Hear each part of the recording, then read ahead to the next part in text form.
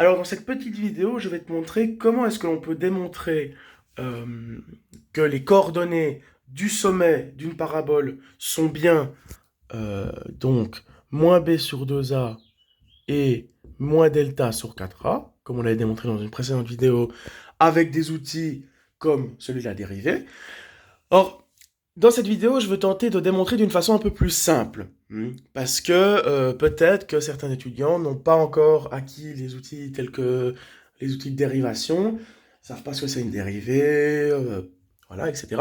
Donc du coup, c'est pas grave, il y a une autre façon de démontrer également que les coordonnées du sommet, ce sont moins b sur 2a et moins delta sur 4a. En fait, on va se baser sur une définition très simple de l'abscisse du sommet. L'abscisse du sommet, c'est toujours le point, enfin c'est le l'abscisse du sommet, il se situe où? Ben, il se situe à équidistance des deux racines, des deux points d'intersection donc de la parabole avec l'axe d'abscisse qu'on appelle les zéros, les racines. Voilà. Il se situe à équidistance. Donc du coup, comme on le calcule, bah, c'est simplement x1 plus x2 sur 2. C'est la moyenne, un peu, entre les deux abscisses. C'est le milieu on le calcule toujours de cette façon-là. On additionne les deux abscisses et on divise par 2. On se retrouve donc au milieu. Et x1 et x2, comment on les calcule? Ben, on a des formules qui nous permettent de les calculer. Hein. Elles sont bien connues par la formule de Viette. x1, c'est moins b moins racine de delta sur 2a. x2, c'est moins b plus racine de delta sur 2a. Donc, si je veux calculer ceci, qu'est-ce que je fais?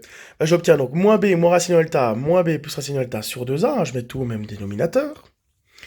J'obtiens donc... Et puis, également, je dois encore tout diviser ça par 2. Alors, diviser par 2, hein, c'est faire fois 1,5. Et faire fois 1,5, bah, en fait, si je redivise par 2 là, qu'est-ce que j'obtiens? J'obtiens 4a ici. Hein, voilà, tout simplement. Donc, là, moins b, moins b. Moins b, ça fait moins 2b. Moins racine de delta plus racine de delta, ça s'annule. J'ai donc moins b sur 4a. Ici, je simplifie, ça me donne donc moins b sur 2a. On réobtient donc bien l'abscisse du sommet que l'on a démontré dans une précédente vidéo. Voilà. Donc, vraiment une façon très simple de le prouver. Maintenant, comment on trouve l'ordonnée? Eh bien là, on va procéder exactement de la même manière que dans l'autre vidéo. Il n'y a même pas besoin de le démontrer, enfin de le refaire en réalité. Il suffit pour déterminer l'ordonnée du sommet, de remplacer, euh, remplacer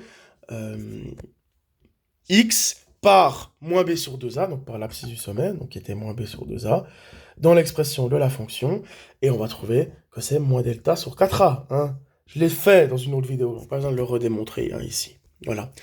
Donc voilà, donc il y a deux façons de calculer l'abscisse du sommet. Soit on le voit comme moins b sur 2a, soit on fait x1 plus x2 sur 2.